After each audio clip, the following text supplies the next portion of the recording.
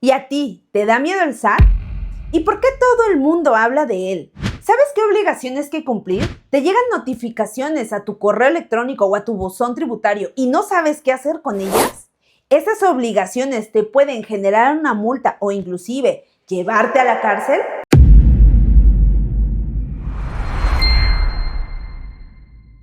En el episodio de hoy, empresario, vamos a hablar de cómo tú puedes estar bien con el SAT. ¿Qué es lo que debes de conocer como micro, pequeño y mediano empresario para poder dejar de tenerle miedo a esta institución? ¿Qué te corresponde a ti y qué le corresponde a tu contador?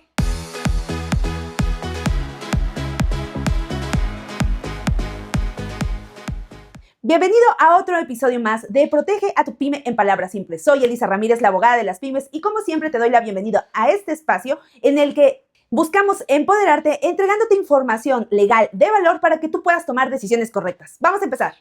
Como empresarios pyme, cuando empezamos un negocio, nadie nos habla del tema de las obligaciones fiscales. Sin embargo, es un asunto que está ahí siempre en el tintero para nosotros, puesto que cuando tú empiezas un negocio y tienes que facturar o tienes que recibir facturas, empiezan todas esas dudas de: ¿esta factura me sirve? ¿No me sirve? ¿La pido en PUE? ¿La pido en PPD? Y mucha información que a veces no sabemos. De hecho, muchas veces vamos al SAT a inscribirnos en el Registro Federal de Contribuyentes y entonces recibimos 3 hojas de puras obligaciones que no sabemos cómo vamos a resolver. Muchos nos dicen, bueno, eso lo ve el contador. Sin embargo, a veces no sabemos como pequeños empresarios si nuestro contador está haciendo bien o mal las cosas. O peor aún, confiamos ciegamente en que lo que está haciendo nuestro contador es correcto. Y a veces, después de algún tiempo, inclusive años, nos damos cuenta que estábamos completamente mal.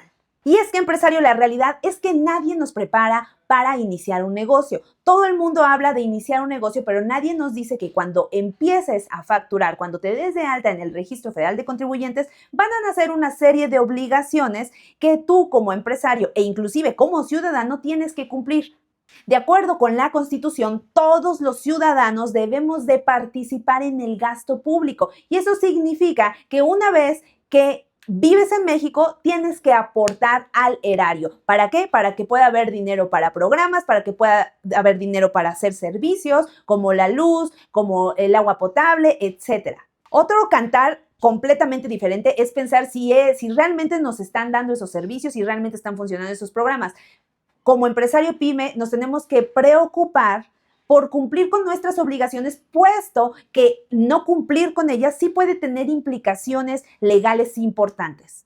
Y sí, empresario, no cumplir con tus obligaciones fiscales puede llevarte a grados diferentes de molestia, como empezar con correos electrónicos donde el SAT te avise que no has cumplido con tus obligaciones, hasta que el propio SAT te suspenda tus cuentas o te embargue tus cuentas bancarias. El SAT es una de las instituciones que tiene mayores facultades. Desde hace años se ha ido orquestando una serie de legislaciones que tienen la tendencia a darle más poder a esta institución para que pueda tener más control sobre nosotros. De hecho, todo el tema de la bancarización y de que cobres con tarjeta de crédito y que sea muy fácil hacer un SPAY, hacer transferencias bancarias y todo esto tiene un fin, y el fin es que puedan observar cuáles son esas actividades.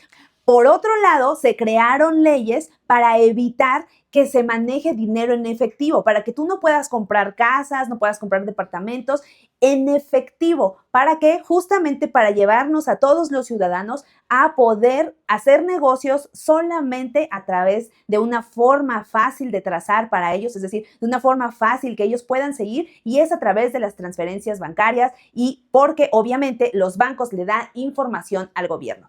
Claro, todo esto está justificado con el tema del crimen organizado. Sin embargo, las mismas normas nos aplican a nosotros, los micro, pequeños y medianos empresarios. Y es ahí donde nosotros, como pequeños empresarios, necesitamos conocer cómo funcionan los impuestos.